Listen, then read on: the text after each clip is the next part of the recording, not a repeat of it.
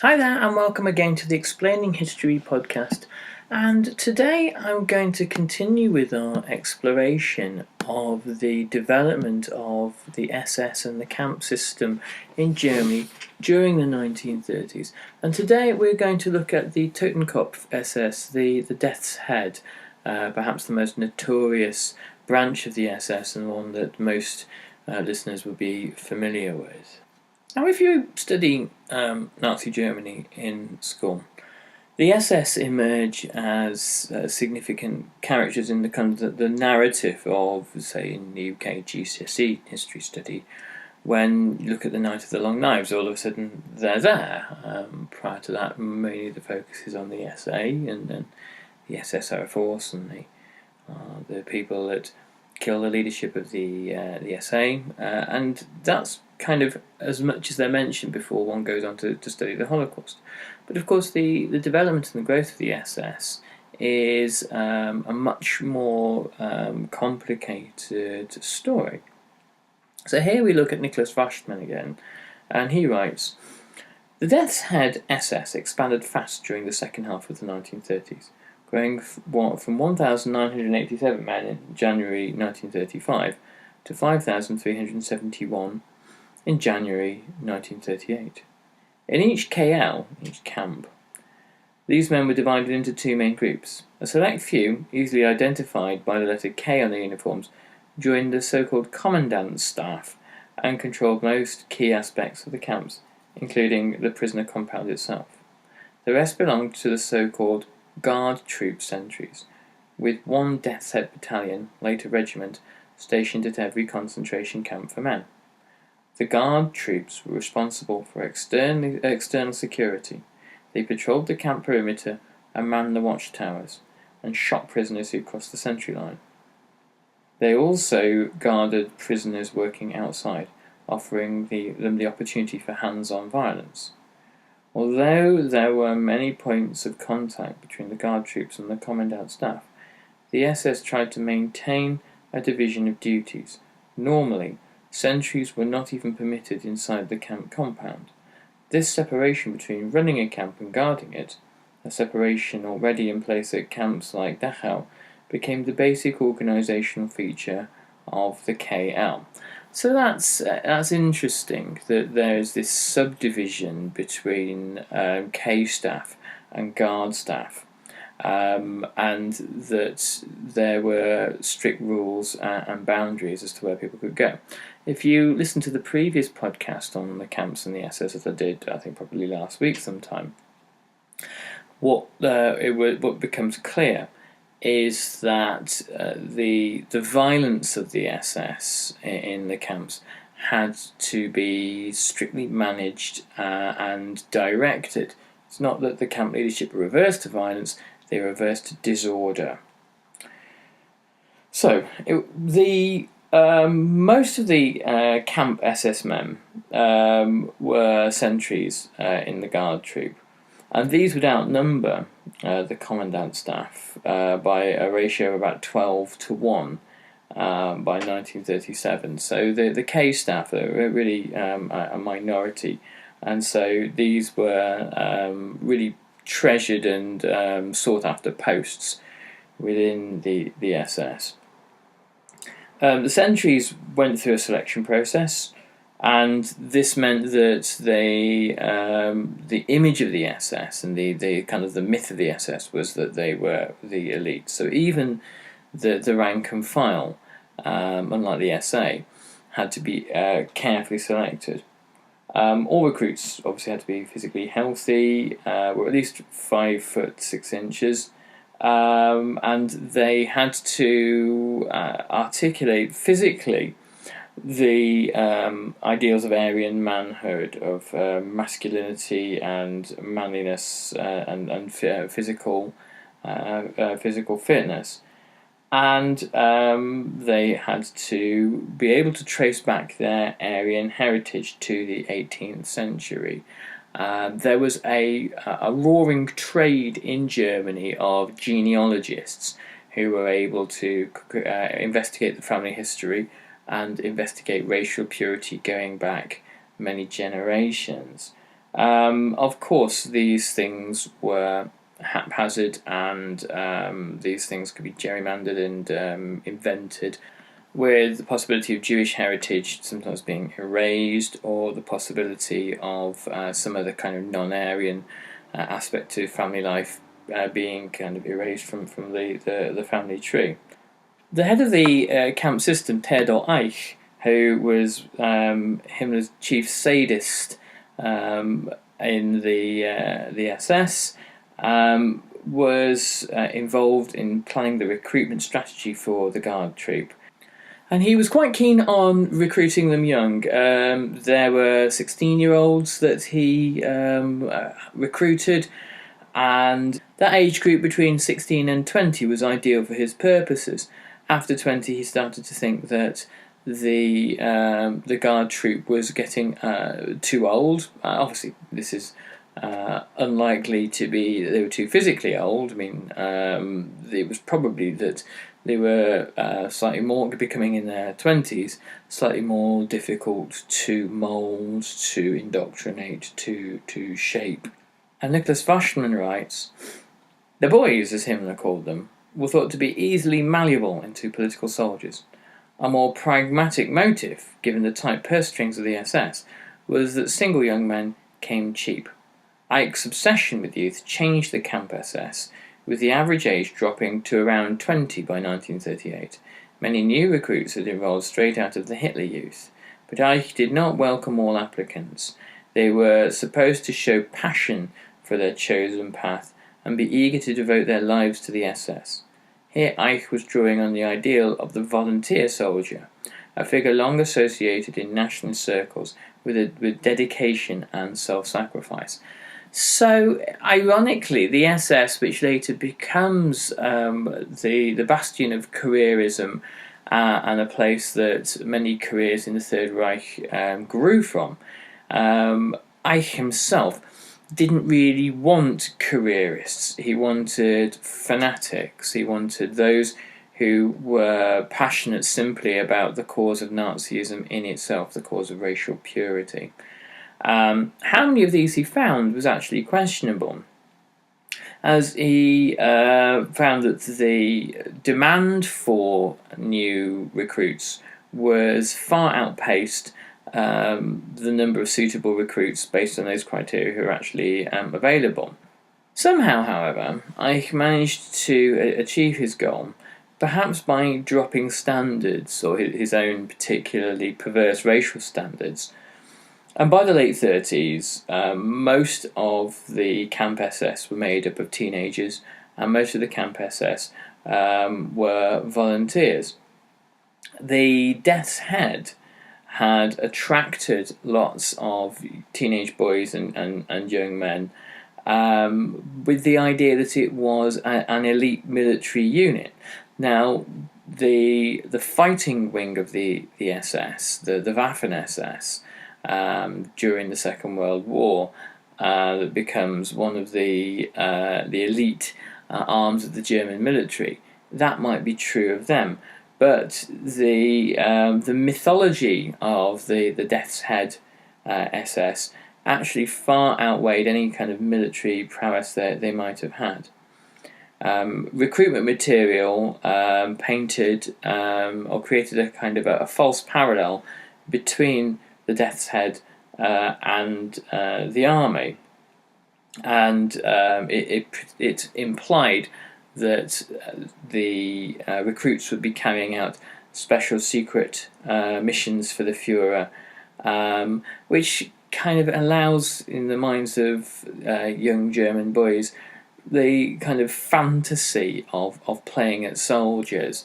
The reality was that these things didn't really happen in the life of SS men. They were if they were in the Death's Head, they were camp guards, and later participants in war crimes and in the Holocaust, which perhaps was, when we're talking about secret missions for the Führer, that might have been actually what really was being implied.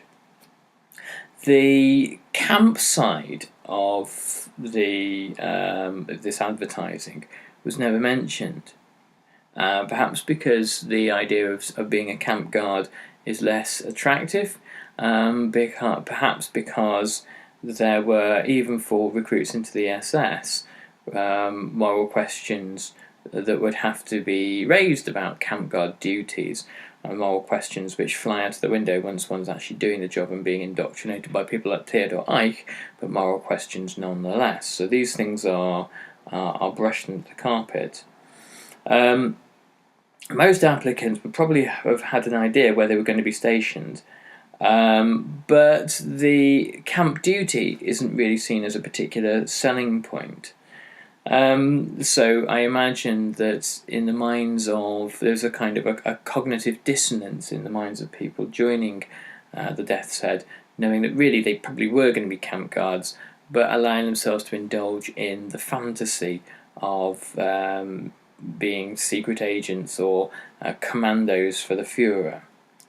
The training of recruits, which involved parades and marches, obstacle courses and weapons exercises, was hard. It was difficult. Newcomers were beasted by the older SS men. They had the process that most armies go through of breaking civilians down and then rebuilding them in the model of what the organisation requires. And the organisation here requires not so much military discipline, but the ability to be sadistic and violent. Many of the SS men, the older officers, were veterans of the First World War, and they unleashed their frustrations and their resentments and their bitterness and their anger and their sadism on new recruits. They drilled us, one SS man, a man later recalled, till we howled with rage.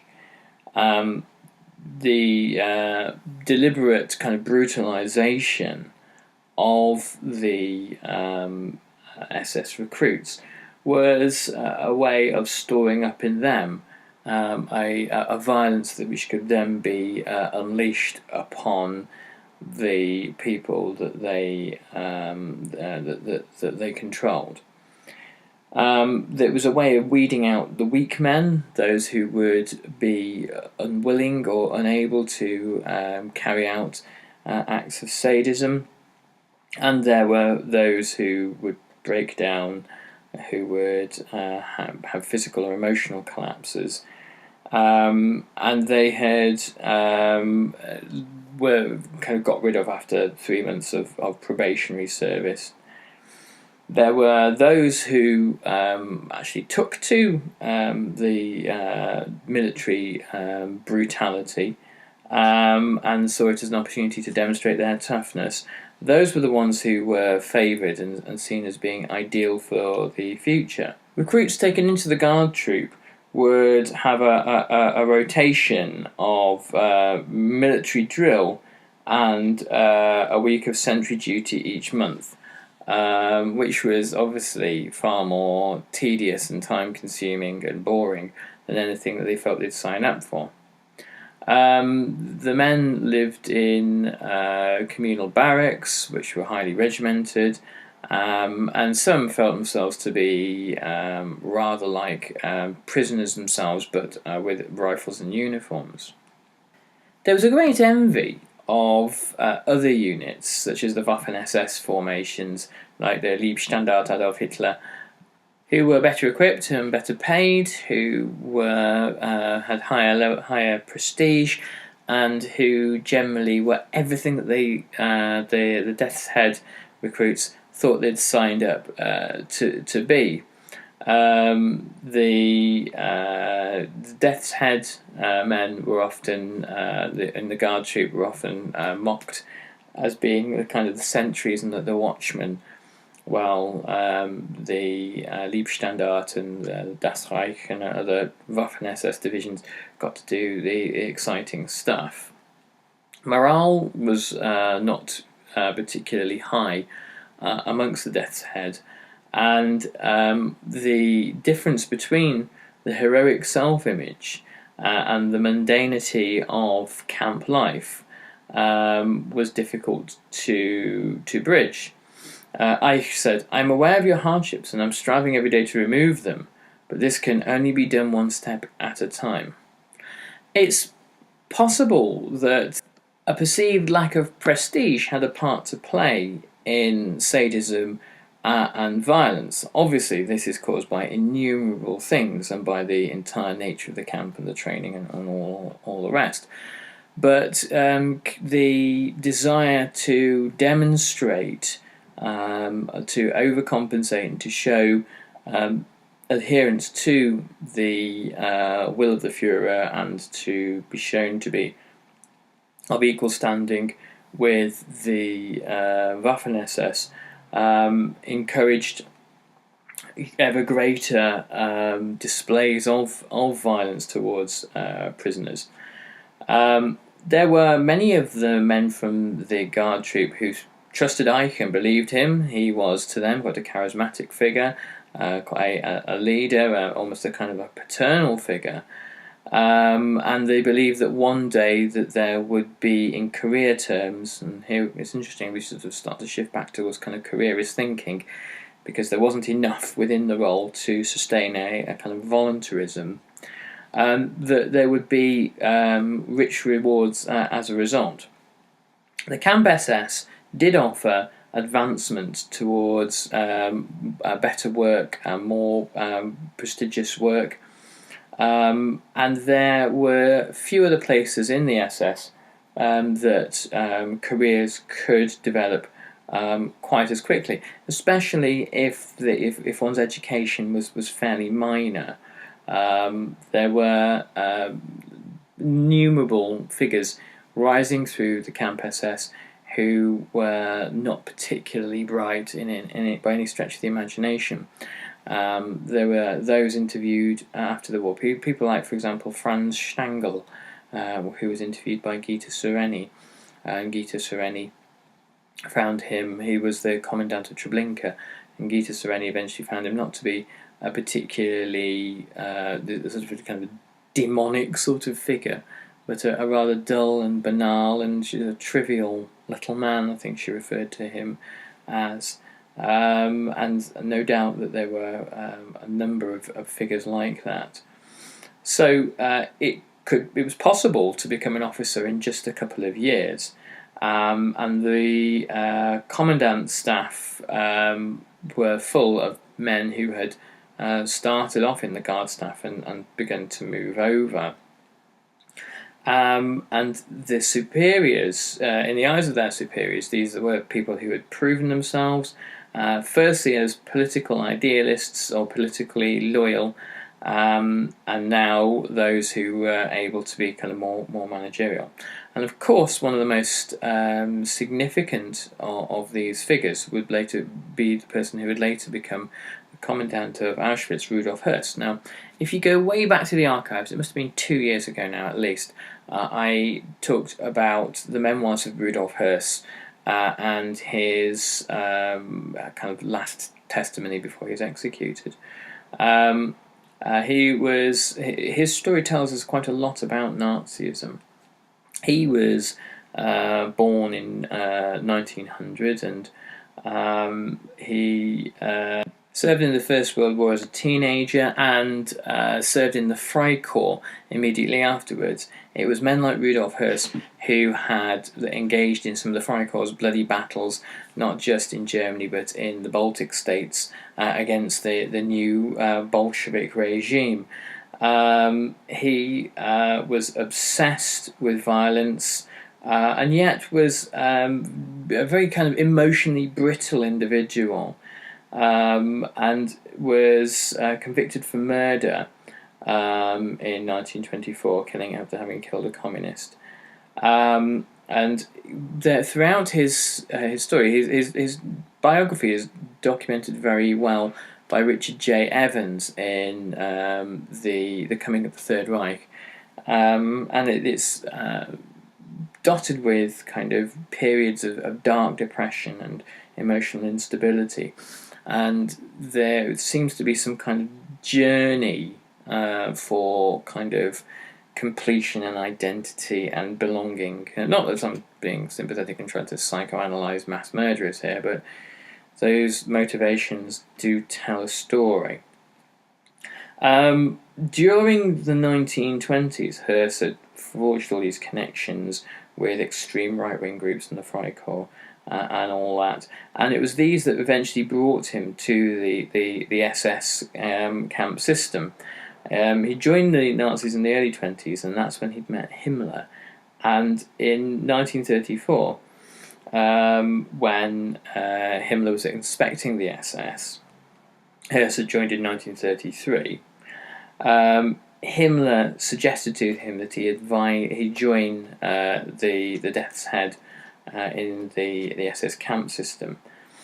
Hearse accepted, and he was tempted really by the careerist opportunities that were there. And when he joined Dachau as a sentry, 4 months later, I chose him from the guard troop to move from the guard troop to the commandant staff in this manner that we've been talking about in the podcast. And that really was his journey, not just from Dachau, but eventually to Poland once in 1939, and to running the new institution of Auschwitz.